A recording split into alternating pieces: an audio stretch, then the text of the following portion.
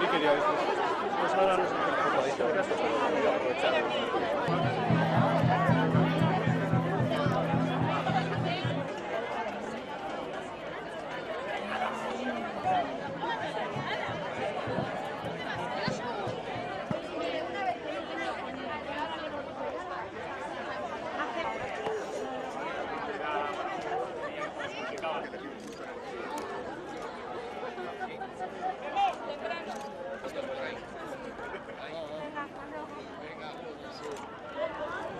Hoy es un día de sensibilización, de reivindicación y también de apoyo.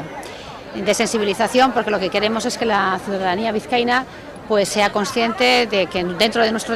territorio hay personas con distintas capacidades que están conviviendo con todos nosotros y con todas nosotras. De reivindicación, porque también creemos que es un día para aprovechar, para reivindicar que todas las personas tenemos el derecho a recorrer nuestra vida con una forma igualitaria y de una forma digna y siendo conscientes de las realidades y de las capacidades de que tenemos todos y todas. Y de solidaridad y de apoyo, porque queremos apoyarles a las personas con autismo y con trastornos del espectro autista y a sus familias, para decirles que desde luego